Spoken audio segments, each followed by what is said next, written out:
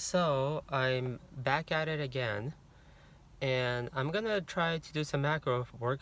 Well, I'm not gonna try, I'm gonna do it.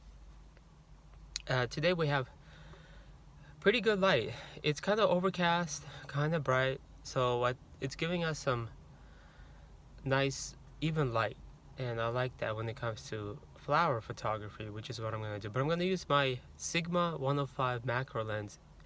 It has a 1:1 ratio, and I'll probably be doing around f11 to f13, getting close or coming back in to see what I like. And okay, so the thing about macro photography is that you have a really low shallow depth of field, and when you have the subject moving and wind, it's not very favorable, but you can work with it. So sometimes you can find the really right subject, and with the correct shutter speed, you can really get something interesting. Like, let me show you right here. Okay, so I'm interested in photographing these flowers here, and I'm particularly looking for bees sitting on them, flying off. I think that will make some really interesting photos. I also have this little Manfrotto light. It's an LED, and it gets, let's see if it works. And it has 3 different power settings, and I think I can get pretty creative to add a little bit more light to it. So I like something like this, getting pretty close up there, but I have to find the right perspective. And sometimes what I like to do is get really up close to the flowers, but just focus on the one further back there. Sometimes that creates some very interesting images. Okay, let's do it.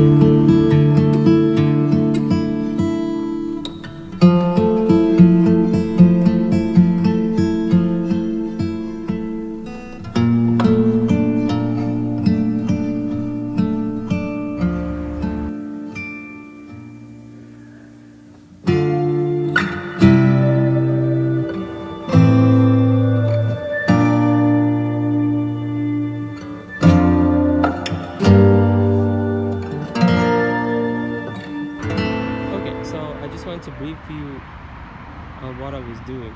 There were bees just flying around and sitting on the flowers, and I was trying to get them really close and capture. I took a lot of pictures, which is something that you do have to do with macro photography. You have to take a lot and then just kind of pick out the best one that you have and focus the most sharpest one.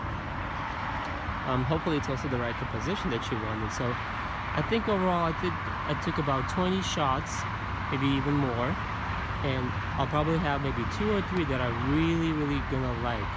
I've been searching through them through the back of my screen, and some of them came out really good. So I just wanted to show you real quick the settings I was using.